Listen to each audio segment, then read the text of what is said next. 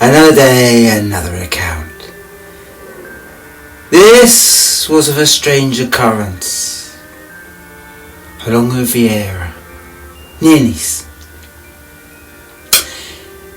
I don't think it was a trial. I can find no evidence that the inquiry went anywhere further. But it is curious nonetheless. It was in a set of court papers, an inquiry linked to a set of events, one particularly gruesome murder, some sightings, an alleged kidnap that never came to anything. All that they were wondering, for rumour made them, the work of a master fiend. And in that inquiry, there is this story. I will let him tell it to you as he told it to the judge, who, as I said, went no further. I wonder what you'll think in the end. I think I know what I did too.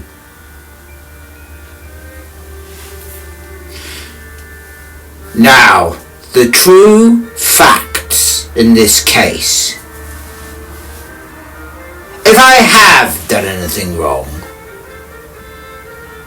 I only say I did it in the cause and the name of science. And what I am accused of is mere mumbo-jumbo.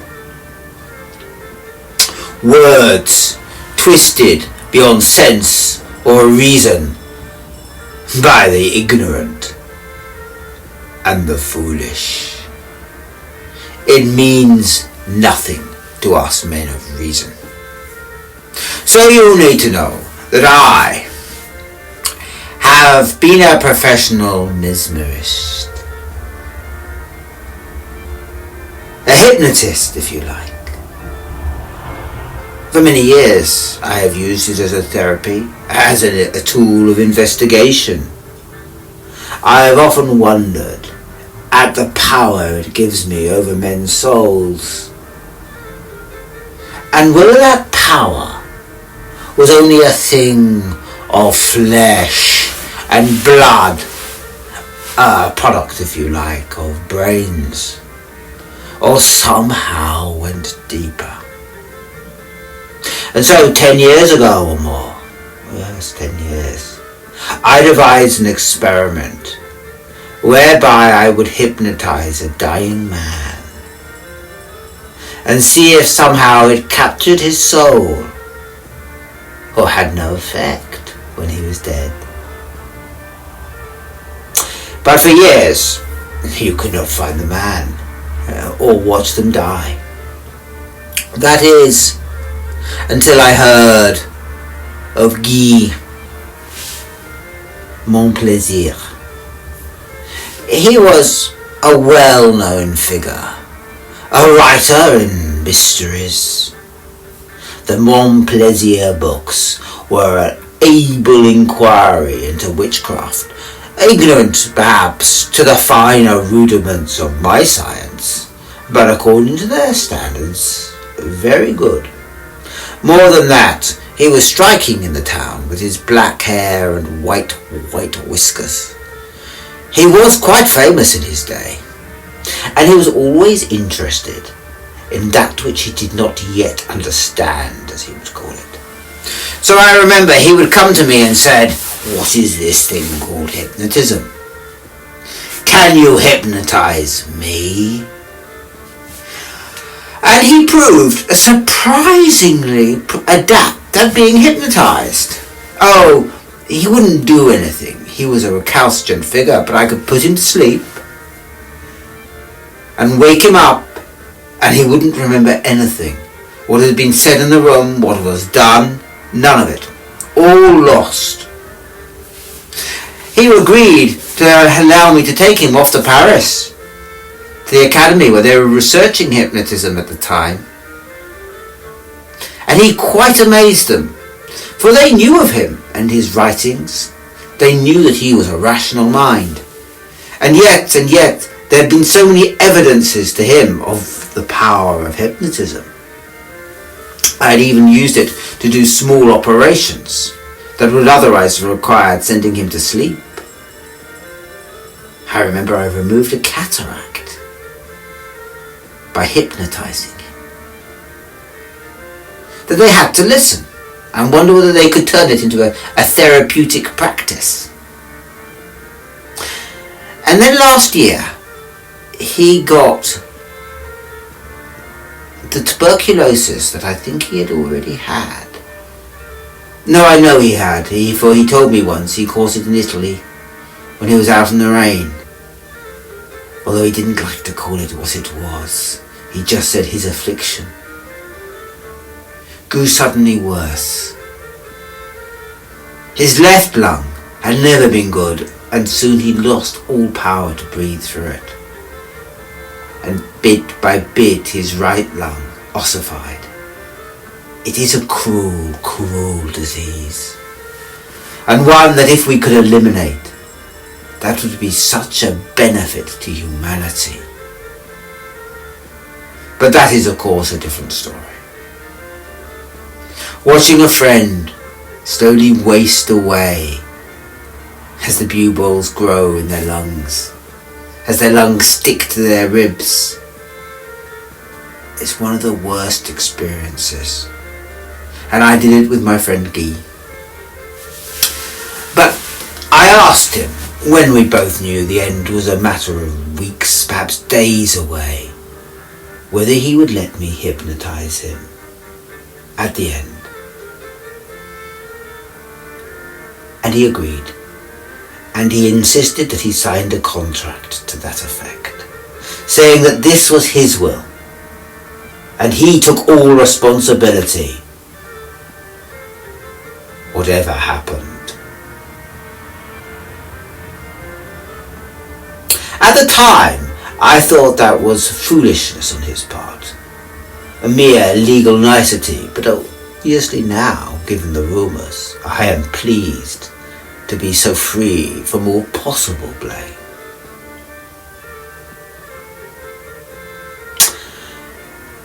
And then, 8 months ago, his doctors came round and they said that he was sure to die by the end of the week, and that if I wanted to see my friend, I should come one last time. So I came the next day. I hadn't seen him in about 3 weeks, and I was amazed by the change. You always know when a man is dying. Their face sink in, their eyes change their lustre. All that was once alive dies first. Pinkness on the cheeks, the massiveness of frame, all of that was gone. He was bedbound, and all his breathing was difficult and hard. Now, I didn't want to hypnotize him too early, for I did not want to keep him in a trance-like state and have him not be able to eat or to drink or any such inconveniences. So I made arrangements, or he made them in my name, to stay in his home. And I stayed there 3 days, when at last it was late at night and his night nurse knocked upon my door and said that she thought he was falling. So I had her sent out for the doctors.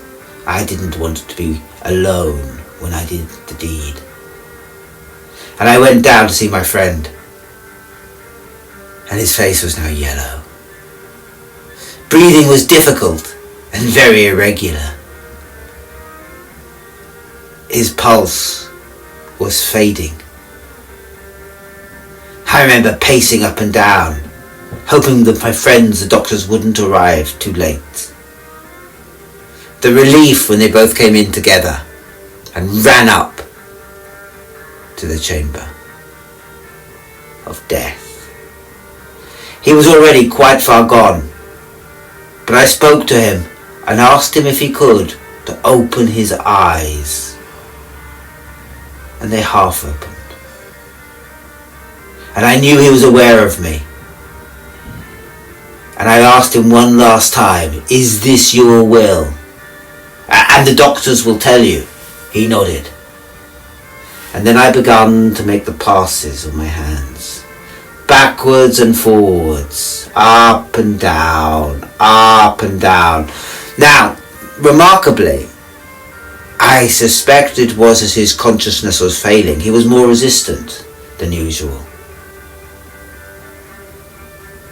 But after the end of an hour, when I changed the hand movement so it went sideways as well as up and down, and fixed him with my left eye as I did it,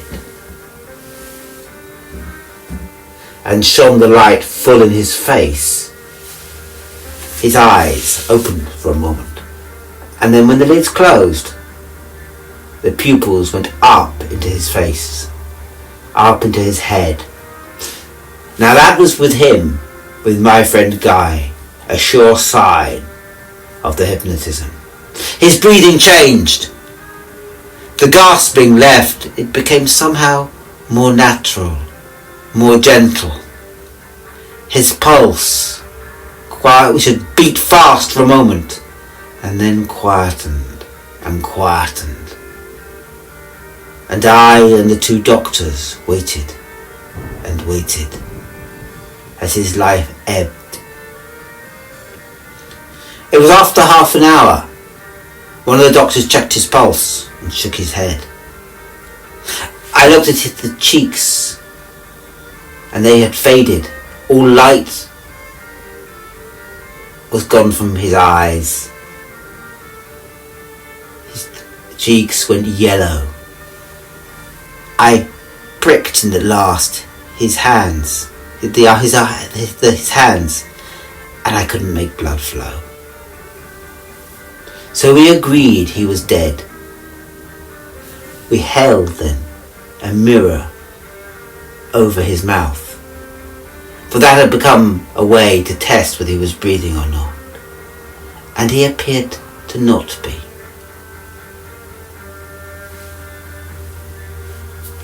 And then I turned to the doctors, and they nodded, and I moved my hands, watching him. Now, with hypnotism, that is often a way of commanding, to watch with the eye that hypnotized and show a movement. Now, Guy had never mimicked my movements, and yet, in a strange, jerky way, his hand moved out as I moved out mine, lifted as I lifted mine, fell as I left mine go down. And the doctors looked, and one of them said, "Remarkable, he is surely dead." And I smiled. And then for a moment I composed my body, all folded up on itself, and looked at him as I did so. And his body moved, difficult and jerky, but it moved, so that it too was folded out in a small ball. And then I looked at him with my eye, my left eye, that had held his soul fast as he fell, and I said, "Speak! Are you alive or dead?"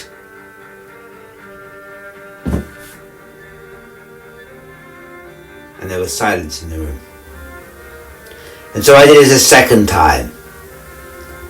And this time it looked like his tongue, which was swollen and blue, but was still clearly able to move, tried to say something. And one third time I went forward and looked at him.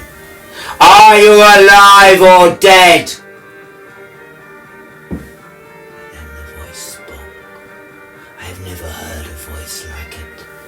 For there was little breath left. It was like the very last wheeze of an old bagpipe, like a tongue that had lost its power.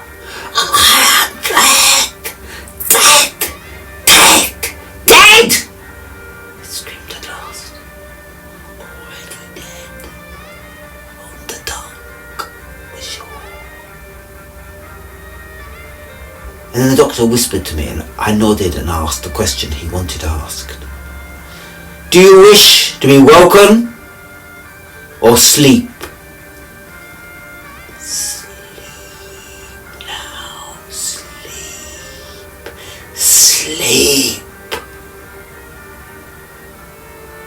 And the head seemed to go down as he matched the action. And Guy was totally unsensible. Dead. I tell you, he was dead. But his tongue had moved, in a mouth that was not ready to receive it. And it had bitten him, and he had bitten it involuntarily, I think. And although no blood was circulating, so bad was the cut upon his tongue that his mouth was full of blood. Well, we cleaned it as best we could. And we left him. What else could we do? He had told us to leave him asleep, so we left him. We employed new nurses. And for 7 months, he remained the same, in the same position. We never managed quite to clear the blood from his mouth, which was strange, but his tongue moved. It seemed to be the only thing left alive. That and the fact that although 7 months passed and we did not put him anywhere cold, all through summer, and no flies seemed to be able to lay their eggs in him, he did not rot. His skin remained the same, yellow and parchment-like, clearly dead, but only just dead. Now, we couldn't prevent the rumours spreading. And no doubt at that time, that foolish rumour that became the wonder of the neighbourhood, that has put us in peril of our life and our liberty, took root. Men said that he must wander at night. And yet I tell you, he could not move. They said he must have unlocked the window. And while it was true the ivy did look detached, I thought it was because somebody climbed up to have a look at him. For there was no way he could have unlocked that window. It was fastened. His hands could not work. Before he died, he would not have been able to unlock it, for his fingers had lost their mobility as his body had shut up. I remember that well. Even less could he have done it dead. And the house door was always locked. And his room door. So they might have told you they saw him stalking in the night. But it was, I tell you, just fantasy. The fear they have of hypnotism. And if they can describe his clothes, the black shroud we put him in, that is just because one of them climbed up the ivy to see him. I am giving you the facts in this case. And that is self-evident. He could not move. But at the end of 7 months, the rumour had become so prevalent. I and my doctor friends decided to act. We came back into the sick room. And there he was lying exactly as we had left him. We had checked on him twice a week and he had never moved. Dried blood in his mouth, and that was all. And I came up to him and again I made my passes and I shone my light and I fixed him with my left eye, propping up his eyes this time. And then I asked him, "Are you alive or dead?" And on the third of asking, the voice, now even more wheezy, even more difficult, still replied, "Dead."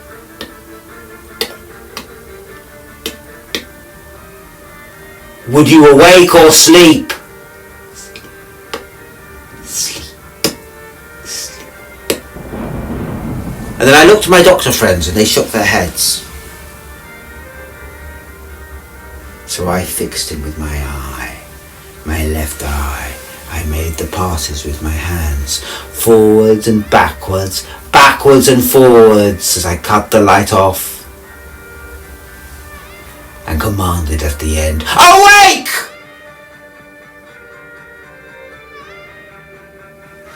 Now what I expected, I don't know. Perhaps beset by that folly that you have heard, I thought he might wake up. His body looked fresh enough after all. I know one of my colleagues thought he might. And what happened was shocking beyond belief. For in a moment, even as he started to stir, suddenly his body collapsed into death. And not that death of yesterday. Oh no. It was the rot of 7 months fell on him. The sudden falling of a body into bone. And that disgusting jelly the body rots into at first. And the nausea, the smell of a body long dead, utterly decayed, yet all there, guts exploded, all palpable, all present. I and my doctors blanched and fell back. But we called the undertaker, and Guy at last went to the mortuary that had long been prepared for him. And that is a statement of the facts of the case. There is nothing more to tell. The experiment was successful. We delayed the rot of death and proved that somehow something of the consciousness could be kept back, but not saved, by mesmerism and its power. It doesn't surprise me. But there is nothing more to tell. And so I found the papers. And at the end, the judges seemed to agree with their scientific expert that the murder and the strange occurrences were not related. That it was in the end old wives' tales. And nothing more. That the natural fear that humans have when one of them is so foolish as to interrupt the process of death was enough to explain all that had happened. And I suppose, in the lack of any other evidence, we have to agree that is the most likely, after all.